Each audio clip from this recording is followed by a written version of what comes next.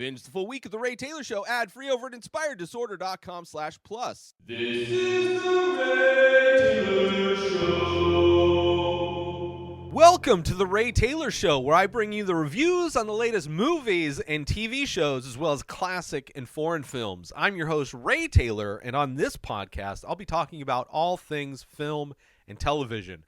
Whether you're looking for a new show to binge or want to know if that blockbuster is worth the trip to the theater or just want to hear my thoughts on a classic or foreign film, I've got you covered. So join me every Monday, Wednesday, and Friday for new episodes, and let's dive into the world of movies and TV shows together. On this episode, I am talking about another Academy Award nominated film for Best Picture, directed by the one and only Steven Spielberg, also co-written by Spielberg. The Fablemans. This came out last year, obviously, 2022. It is nominated for Best Picture in the Best Picture for the 2023 Academy Awards. I have been on a mission to try and watch all of the Best Picture nominated films in order to, at the end of this week, rank my top 5 favorite films that have been nominated for Best Picture in the 2023 Academy Awards, and The Fabelmans is one of the movies I had not watched yet and did this week. I'm a huge fan of some Spielberg movies. It's been a while since I've seen one of his movies, and mainly because I feel like the guy, along with other well-known and popular directors, as they've gotten older, I feel like they kind of have lost a step. They're not as amazing as they used to be. Another one would be, in addition to Spielberg, would be Martin Scorsese. Not a fan of The Irishman whatsoever, but in both cases, I haven't watched all of their most recent stuff. It's just, it seems like they've gone down. So I wasn't super excited about this movie. However, it was nominated. I do hope for Spielberg to be good, but even in his career, like, last year I watched the Jurassic Park franchise. The first Jurassic Park film is amazing. It holds up perfectly, I would say, today as it did when it first came out. And then the sequel, Lost World Jurassic Park, I believe, also directed by Spielberg, probably one of the worst films in the franchise, in a franchise that has mostly bad movies. But Spielberg has some serious misses in his filmography, just as he has some all-time classic movies. So going into a Spielberg film, I don't have the confidence that I would have with some other directors that maybe are a little bit more consistently good. And, of course, I have my own particular theory about these older directors, kind of just more interested in playing around with technology more than they are with actually telling a really good, compelling story. So, this movie also not only written, directed by Steven Spielberg, co-written by him, Tony Kushner as well. This movie stars Michelle Williams, Paul Dano, Seth Rogen, Gabriel LaBelle. It is a movie that is loosely based on Steven Spielberg's childhood, growing up in a post-World War II era Arizona. This young kid, Sammy Fabelman, aspires to become a filmmaker as he, reaches adolescence, but soon discovers a shattering family secret and explores how the power of film can help him see the truth. Loosely based, as I said, on Steven Spielberg's childhood. This movie was this movie is a capital OK. This is an okay film. This is not a film that if I was collecting a list of 10 films that should be considered for the best picture of last year, this is not a movie that I would put on that list. Not to spoil my ranking of what I feel are the top 5 best films that are nominated. But let's just say, don't be surprised if this doesn't make the list. But never know. How strong is that list? I don't know. And it's not that crazy that movies that I don't necessarily like or agree with them being nominated, or in many cases even winning Best Picture, I don't necessarily always agree with what happens at that award show, but gives me an opportunity to watch movies that I haven't watched, to fill in some gaps of movies that some people consider to be the best of the year last year. And I think Spielberg name, legacy, that there's certain directors that kind of, like Clint Eastwood is another one of these directors that if they make a movie, chances are it might be nominated because that is what happens. Same thing with like a James Cameron film, which Avatar sequels, the one movie I was not able to watch. Regardless, not talking about that movie, talking about the Fablemans. So this movie, capital okay, it's okay. It's not horrible. It's not great. I would not put this anywhere on a top movie list for Spielberg, let alone movies that came out last year, right? I just really didn't connect. It's a subject matter that I could have easily connected with. A kid passionate about following a creative endeavor, this coming of age story, becoming a filmmaker in a time where the accessibility to making films was very difficult. We're not living in an age where almost every single device has a camera on it, right? This is a time where you shot with actual film. You had to actually send the film out to be developed and then receive that developed film and then run that film through a projector in order to watch a movie without any audio. You have to record audio completely separately.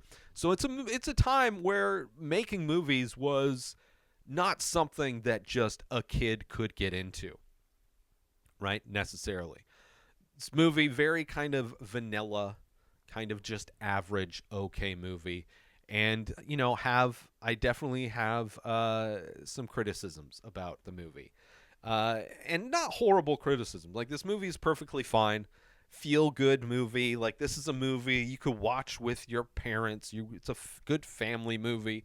It's a movie that if it's on, you can watch it, and it's not going to be, there's nothing, it doesn't go deep in any things. It just sprinkles in a little bit of speed bumps for this kid, right? This kid who is introduced to film at a young age. His parents take him to a movie.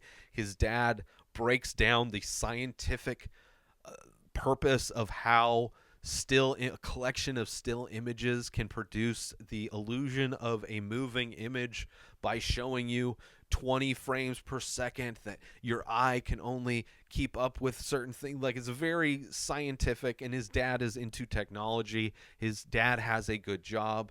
But this kid at a young age gets taken to a movie theater, sees this like scene where a car crashes into a train, and he gets enamored with this scene, falls in love with filmmaking, wants to recreate this scene with a model train. He's like, starts off with like this passion of wanting to get this model train. Once he gets this model train, he wants to set it up to recreate this crash scene that he saw.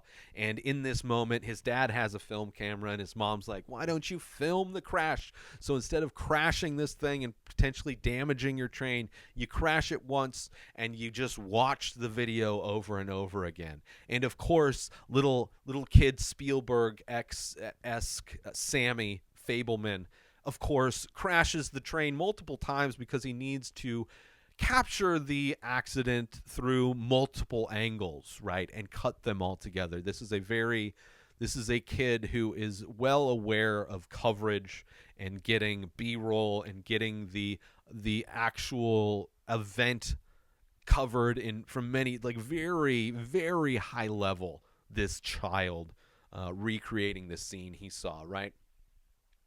And his family, mostly supportive. This is not a movie about a kid struggling to follow his passion, meanwhile being constantly like dealing with the people around him not supporting his path, not helping him in any way. And in many movies where it is that kind of conflict about this kid trying to do this thing that nobody believes in, they are usually hindering them in some way. None of that. This is not that kind of movie. This is a movie where a kid is passionate about movies, and guess what? His parents are like, sounds like a good idea, kid, right? They're financially secure, so it's not like they're struggling.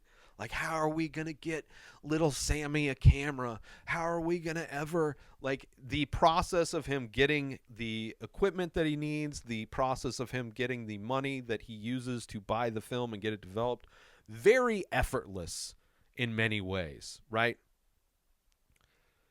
Not only that, like, not only is he have, like, gets whatever equipment he wants or needs, his parents even help him out during the production, right? He's filming these scenes. He has no problems getting actors to act. His parents will be there to help with the special effects and to do the different things during the production, like supportive in every single way. Very little, very few, if any, hurdles at all this kid has to deal with in his life, following this passion that is not anywhere near as easy to pursue at this time versus now when everybody has a camera. This isn't even like VHS era. This is like literally shooting on like, I don't know, 8mm film. I don't know what the size of the film is, right? So no real hurdles for him to follow his passion, right? The only thing is that his dad refers to it as a hobby. Other than that, his dad lets him use his camera. His dad buys him the editor he wants to splice the film and edit it, which was cool to see. I'm not talking shit about the things that you see in the process that you see of this kid making these movies. That's all cool to see, right? My grandpa was into shooting film very much like his dad is.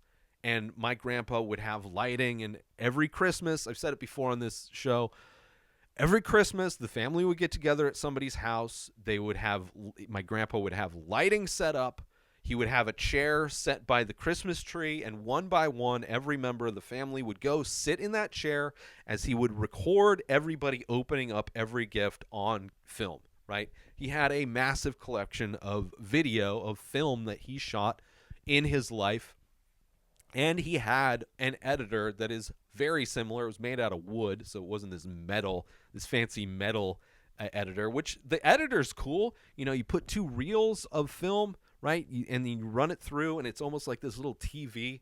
So you can, like, run through the film and see where you're going to splice it and all this stuff.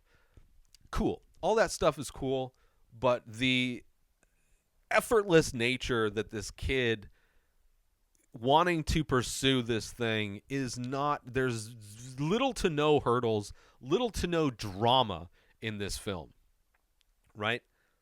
Other than his dad considering it's a hobby, right?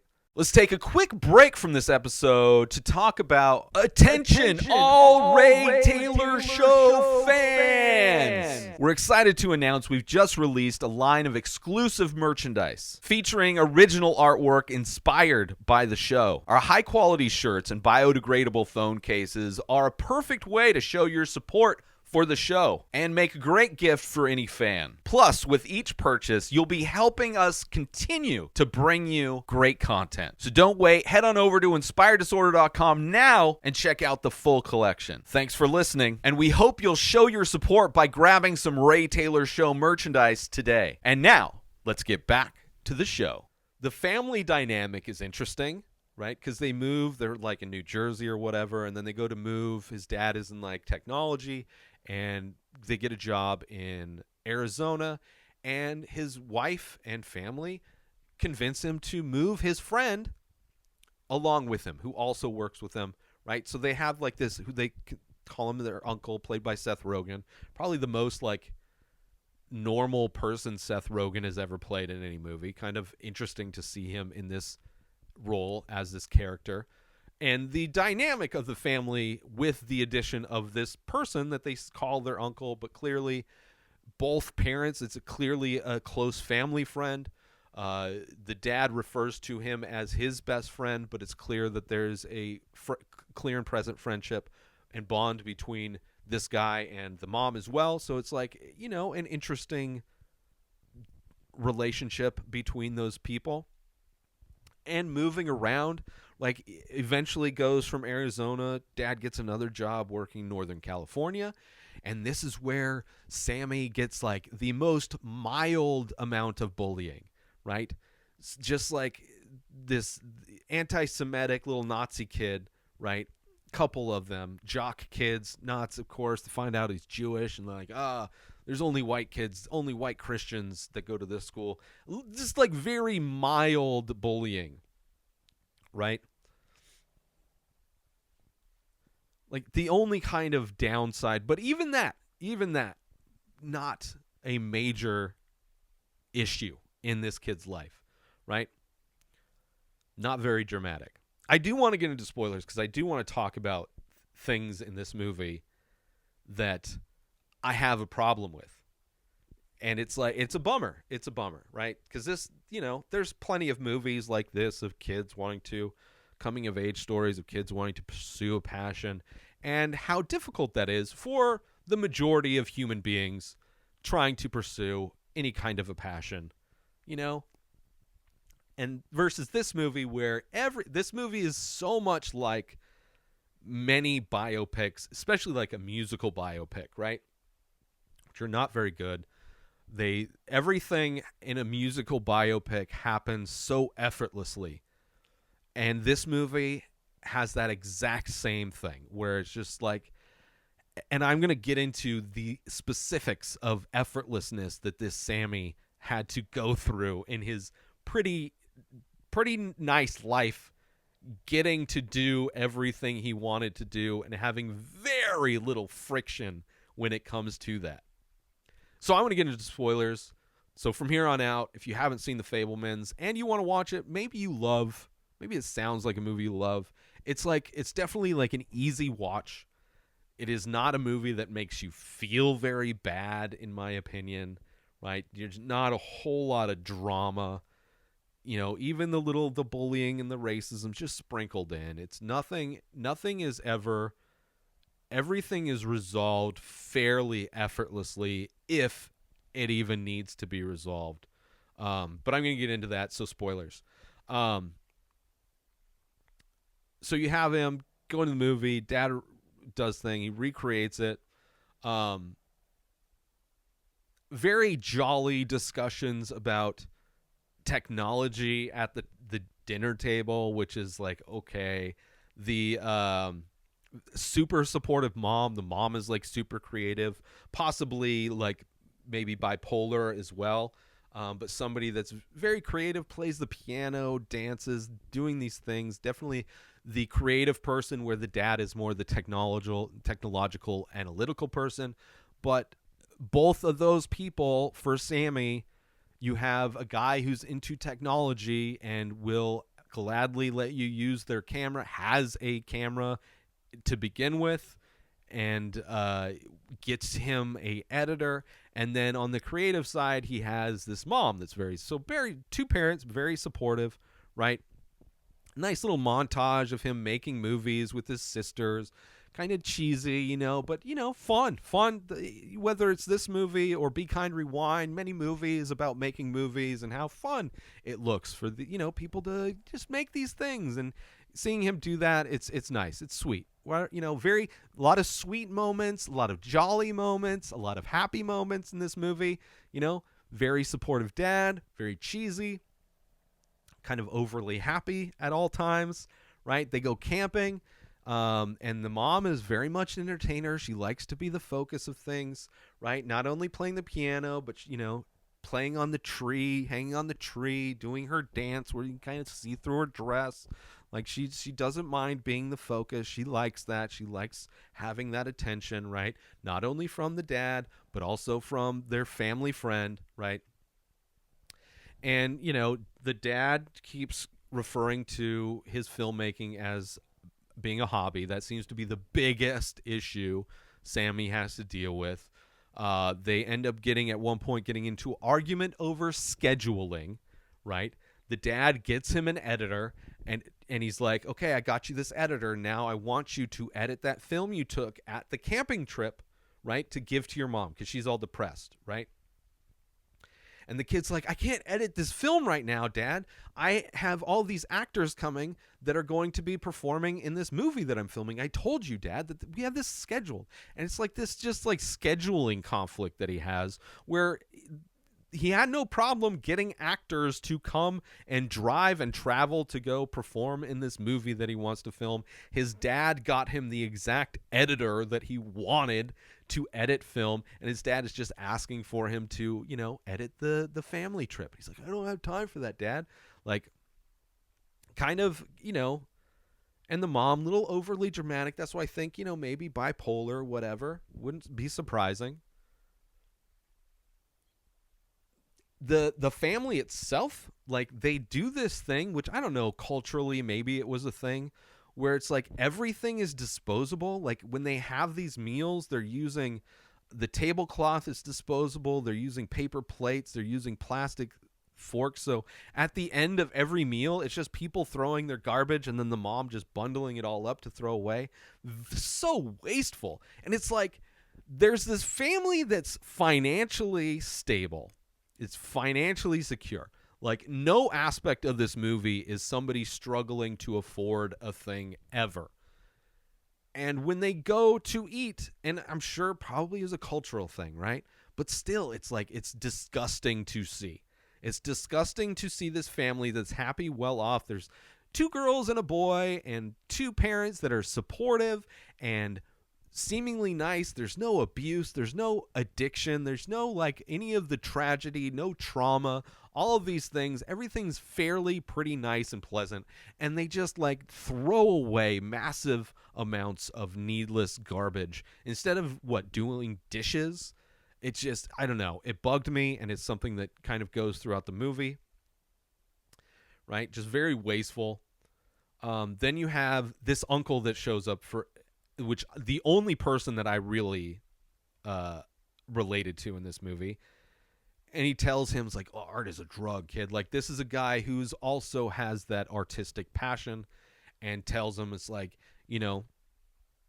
it's, you if you're going to follow this thing, you're going to be addicted, and you're not going to have a normal life, right? Kind of saying something that is good advice, realistic advice, putting in perspective what the life of an artist would be.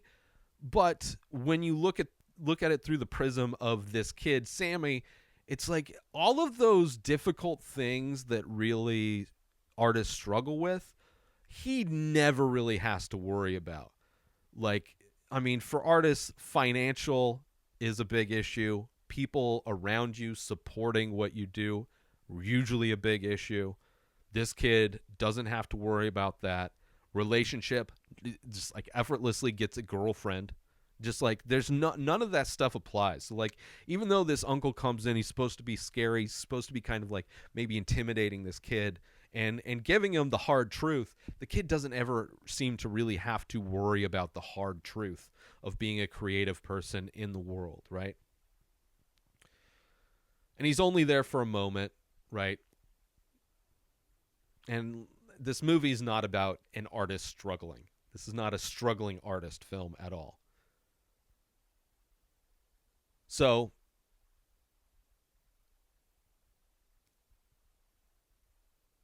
during his editing, he notices that the mom and the family friend have a little bit closer bond than he noticed, right? And it is the moment in this film where he has the most dramatic impact of his life to find out that, oh, the bond that the mom and this guy has maybe a little bit more than they're putting on. And despite that, this movie like the Paul Dano character, his dad, seemingly knows about it or isn't really that affected by it. Like even that the mom potentially cheating on the dad, whether it's an arranged type thing, like they know what's going on, that's why the dad brings this guy along, right? Eventually when they move to Northern California, the uncle doesn't go with them, the quote-unquote uncle doesn't go with them, right? So she's like missing this guy that she clearly has a connection to more than she has a connection to the dad. But it's like they don't argue at any point. She gets depressed, but like even the situation with that relationship, so effortless and very minimal drama. The most drama is that the kid found out. And even like he set up his closet, which is pretty cool, as like a little screening room, right? And he goes to show his mom at one point, and then she's like, it's like fairly like, oh, sorry, like, okay, I see what you did. It's like everybody's very understanding about everything.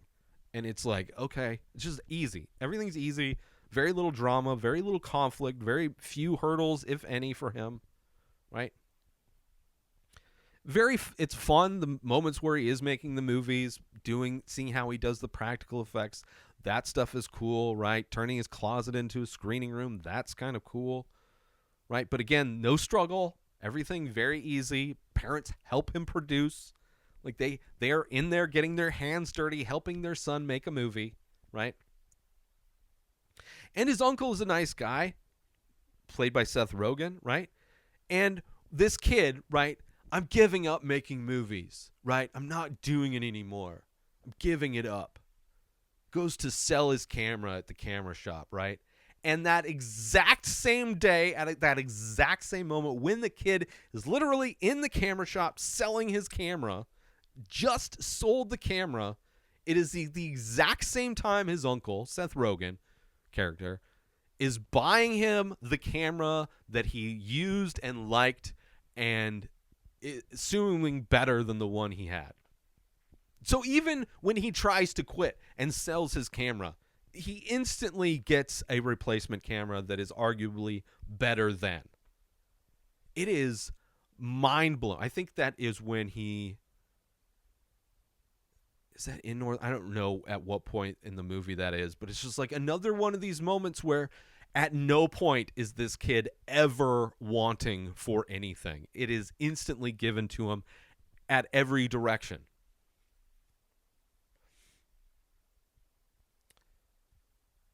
And then in just like the moment this movie feels like it jumps the shark, the family all of a sudden gets a monkey. Super goofy, right? Just like this family has so few problems, there is so little drama going on. So in an effort to add some kind of problems, to add some kind of conflict in any way to this movie, the family gets a monkey. Which I don't know if the real story of Steven Spielberg, his family at one point gets a monkey, but to see it happen in this movie looks ridiculous. It looks so dumb. You're telling they get a monkey? That's the thing. You can't have like all these opportunities to have drama, to have conflict, to make something like have any kind of stakes. So effortless when it comes to a kid wanting to become a director in a time when making a film is so like expensive to get the equipment, expensive and difficult to get the film process. There's so many avenues and points at which it could be difficult for this kid to somehow at any point struggle. And instead of any of that, they just like, let's get a monkey to cause havoc.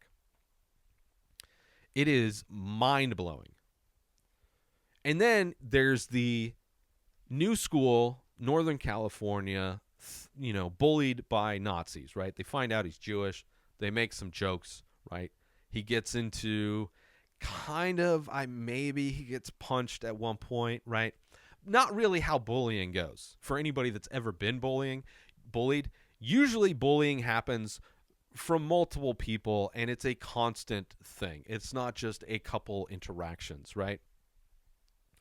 right? But in this movie, it's only momentarily. He gets a girlfriend out of that situation, right? One of the other Nazis' girlfriends that, he tells, like, oh, I saw you making out with this other girl, right? He has the confidence to stand up to these Nazis and is like, hey, you were making out with this other girl in front of his girlfriend. And she's like, oh, you're horrible. But then her friend instantly becomes enamored with Sammy, right? Has no problems, like, oh, I'm going to convert this kid into Christianity or whatever. But she's just like, she's horny and whatever. She's obsessed with Jesus, has pictures of Jesus all over in a room, has a Jesus cross over her bed with a Christmas light hearts around it, Let's take a quick break from this episode because I want to promote. Are you looking for a way to take your love of The Ray Taylor Show to the next level? Look no further than Inspired Disorder Plus. As a member, you'll get access to a whole host of amazing perks, including the full week of shows, ad-free in both audio and video versions, a live painting archive, early access to the many faces, members-only discounts and deals, a podcast back catalog with over 600 episodes. But that's not all. As a member, you'll get access to my personal blog as well as my creative writing. You'll also get the chance to ask me anything you want. With all of these benefits and more, Inspired Disorder Plus is a must-have for any fan of The Ray Taylor Show. So don't wait. Go sign up now. Head on over to inspireddisorder.com/plus and start enjoying all of the amazing perks of the membership. And now, let's get back to the show. And it's like, even the Nazi bullies, when he gets asked to film Ditch Day for a school and he's at the beach, he makes an effort to turn the head Nazi guy to look like a hero in this film. And for some reason, at the prom, which I never went to any school dances, but I've never ever heard of a school's prom shutting down the dance in order to screen some AV Kids movie that he made, right? But in this school, in this movie, right, the universe revolves around Sammy in this movie. And at his prom, they plan and shut down the prom in order to screen his film of Ditch Day in front of the entire prom attendee population of people that's there. And the Nazi sees himself looking like a hero, confronts Sammy, and he breaks down crying, seeing himself portrayed as a hero in this little class video of Ditch Day made him emotional, break down emotionally, recontextualize how he treats people, and even goes as far to protect Sammy from the other Nazi that comes out who's mad that he was shown to be drunk at the Ditch Day, right? Effortless. Oh, the bully becomes your biggest ally because of your magical filmmaking. And the school rallies around your filmmaking and has zero problem shutting down the prom in order to screen the movie you made of Ditch Day. It is ridiculous. It is ridiculous. Even the relationship he's in effortlessly gets in a relationship with this girl, like a cute girl, just like, oh, I want to go out with you so bad. She does all of there's zero problems for Sammy as far as getting a girlfriend, her being super into him, and her being super supportive about his filmmaking at Ditch Day. No problems with that either. There is zero conflict in this movie, right? Even the Nazis get turned into his ally instantly because of the movie he made. And the end of this movie is the pinnacle of effortlessness for this kid. Just how easy it has been for his entire life to go on this path to become a director.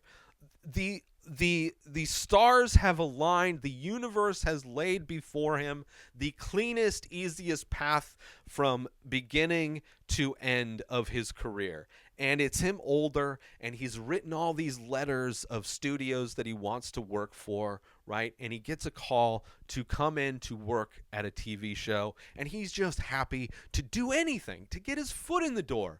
And the person, the producer of the show, he's like, well, listen, kid, I read your letter, and you don't want to be doing TV. You want to be doing movies. So what I'm going to do for you, kid, guess what? I'm going to go introduce you to this famous director that's done all of these things. I'm going to get a personal one-on-one interview with you and him. And, you know, I'm just going to have no problem. I'm going to help you out, kid, right? I don't want you for this TV show. You're better than that. Right? You've probably turned Nazis into sympathizers, right? You've probably had girlfriends just throwing themselves at you, right? You've had your parents supporting you through your whole life, and I'm going to do the same thing. I'm going to be on your team, kid. I'm going to help you follow your dream. As a TV producer, I know you're too good to work with me. I'm taking you straight to the big guy. So he takes him in. It's like John Ford or whatever, some director, famous directed Stagecoach and all these different movies, right? Funny, played by, oh God, what is that director's name? I think he's like a funny guy, but I don't really like his movies very much. God, what is his name? This is a horrible time to look it up. David Lynch plays John Ford. Which I like David. I think he's a funny guy. He's a good actor. I'm just not a big fan of his movies. So he goes in, has this meeting with John Ford, played by David Lynch. And Steven Lynch? David Lynch? Shit. David Lynch. And it's funny, but it's like just another thing of like, oh, this kid, here's silver platter career. There you go.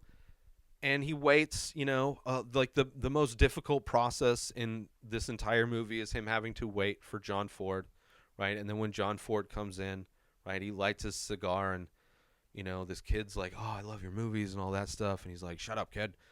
Look at that painting right there. Tell me what you see. And the kid starts describing and he's like, no, look at the horizon line. Where's that horizon line? It's up high. That's right. Now look at this painting. Tell me about that painting. Like, oh, well, it's got these people. And it's like, no, where's the horizon line? Oh, it's really down low. That's right, kid. You put the horizon line at the very top, it's interesting. Put it at the bottom, interesting. Put it in the middle, nobody gives a shit. Now get out of here. He's like, oh, thank you, sir. And the kid, walking out, whistling, clicking his heels as he leaves the studio lot, right? And the camera, a funny little thing at the end where the camera is like centered horizon line in the middle, and then it like shakes and it's like, oh, we got to make this shot interesting. But it's like this entire movie, it is like the most effortless journey for this kid to become a director. There is the only negative restrictions he comes in contact with is his dad defining it as a hobby. Meanwhile, funding, purchasing, helping in every way possible. But the problem is, why are you calling it, Dad, this is my future. Why are you calling it a hobby? It's like, I don't know, son, here's a new editor. Mom's super supportive. Oh no. Mom has stronger feelings about this other guy who is really close to our family than Dad, and she goes back to live with him. Oh, but we're still fine. We don't have to move. We're financially stable. It's not like we have to worry about money at any point. It's not like these bullies are continuing to, because he made him into a hero. Like, everything is so easy. This movie in so many ways is like listening to some privileged person, right? Some person that grew up with money, right? Or just somebody who just a privileged person, right? Complaining about how hard life is, right? Some like wealthy woman who's never had to work and is they have tons of money, so she's just a housewife. They don't have any kids, right? She just gets to do whatever she wants. The husband goes to work, and then just to hear her with a little martini complaining about how hard life is to somebody who just worked 80-hour week doing scrubbing toilets. It's like, oh yeah, life is super hard. That's what this movie is like. It's like, oh, this is I don't know if they thought this was a difficult existence for him, if I'm supposed to somehow sympathize with Sammy because he had a bully for a moment. He had to edit a vacation video before he was able to shoot his movie. He had to get a new camera the exact moment he sold his old camera.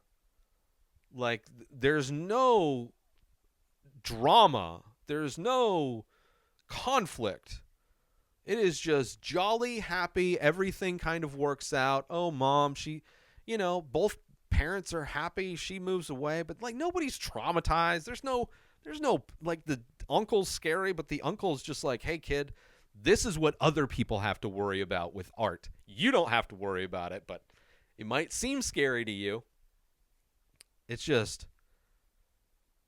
for the majority of people who ever choose the path of being a creative person in any film, to watch this story is like a dream come true. Oh, you had parents that loved you, right? And sisters that just love you. You had a very loving and supportive family, right? Everybody pretty much got along, right? Even the family friend was really nice. Like, everybody you were surrounded with throughout your life was just super nice and supportive, right? Right. Oh, you want to get into film, right? Back when nobody had cameras, right? Nobody had cameras. You actually had to send film. No problem, kid. Here's a camera. Easy. Make a little money, right? Do these little things. It's just enough to, your parents cover everything else. All you need to do is come up with enough money to buy for the film and to pay for the development. You have plenty of friends that have no problem supporting you. You have family that has no problem supporting you. This is the only thing in your life trying to come up with some money to buy film and then go get it developed. It's amazing. It's so hard, right? Yeah. Oh, and your family's super helpful and supportive. Oh, it's so hard. It's so hard. Oh, but no, they refer to it as a hobby. But by the way, here's this editor that you wanted, the exact editor you want to edit your film. But he calls it a hobby. Oh my God. That's brutal. Did you survive? Are you going to therapy because your dad called this your career choice a hobby? Oh, no, because you didn't really have, it's okay. Okay, I got it, right? Oh, you were bullied in high school? Oh, but only until you made one of them look like a hero. And then he was kind of your ally and beat up that wasn't even a big, right? Oh, but it must have been tough, like getting girls, because you're a nerd, man. You're an artist. You're like making movies. One, you don't have time. Oh, you got a girlfriend. Oh, she loved you. Despite the fact that she was Christian and you're a Jew, she had no problem with that. Wow. So not even that was a big issue for you.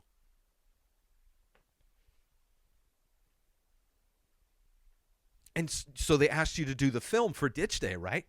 Oh, but, who's going to watch that? When are they going to watch it, Oh, they shut down prom. They shut down the prom to screen it. Oh, wow, that's amazing. So not only your parents, your family, your sisters, your mom, your dad, your uncle guy, and soon after this prom, your girlfriend's supportive. This entire school is supportive. Everybody's supportive. And that one Nazi guy got knocked out. So he's not a problem anymore. Oh, your parents have like this weird relationship. So there must have been a lot of arguing. Maybe there was some addiction. Maybe there's some like real bad trauma when it comes to that. Maybe there was some financial issues when your parents, oh no, none of that. They were everybody was kind of nice about the whole thing. Weird.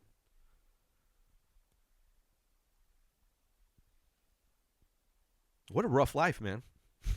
No abuse, no addiction, no trauma. Even the bullies kind of were very, you had a rough semester. Oh, a rough year at school. Oh, man. rough year where you had to deal with a couple Nazis, and then you made one of them look good. You went out of your way to make one of them look good, and now he's on your side. Wow, it's a good move there, right? Never had a problem getting people to act. There was never an issue getting people to act. No struggle. Oh, man, I want to do this movie, but nobody wants to be in my movie. Nope. Tons of people coming in. Dad, I can't edit the vacation video. I have tons of people that are willing to act in this thing, and I'm a child. It's amazing, Dad. Come on.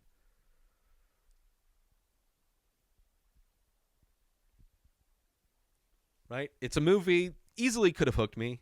Make it realistic on some level. Make me care. Make me, root for. There's no underdogs in this movie. There's, you don't even have to, worry about Sammy. He gets everything. There's very, little to, root for in this movie. Right? It's a movie that almost makes you root for the monkey or the racist. Oh, yes, make his life a little bit harder. I don't know. As far as, an artist struggle movie, this is no struggle. Right? Everything is just super easy. Even when he gets called in to work at a TV station for a TV show, the guy's like, nah, you don't want to do this. I'm going to go out of my way to introduce you to this big director, and the big director is going to give you his time and give you these words of advice to make your compositions more interesting. Everything just works out. Everything's very okay in this movie. Nothing special or interesting or impactful in any way. So I want to thank you for tuning in to this episode of The Ray Taylor Show. I hope you enjoyed my criticisms and thoughts of The Fablemans. Don't forget to tune in every Monday, Wednesday, and Friday for new episodes of movie and TV show reviews. And join the conversation by leaving a comment or rating on your favorite podcast platform or on YouTube if you are watching this. Until next time, enjoy the show. New episodes of The Ray Taylor Show come out every single day. Subscribe on YouTube and everywhere our podcasts are found. Binge the full week over at inspireddisorder.com/plus. Buy Ray Taylor Show merch over at inspireddisorder.com. Have a wonderful day, everybody. Peace out! Today is the day where you wake up and you realize that everything that you've been dreaming about, everything that you've been wanting, every goal and wish and hope that you've ever had can become real. Dreams can come true. What you manifest in your mind, you can bring to reality.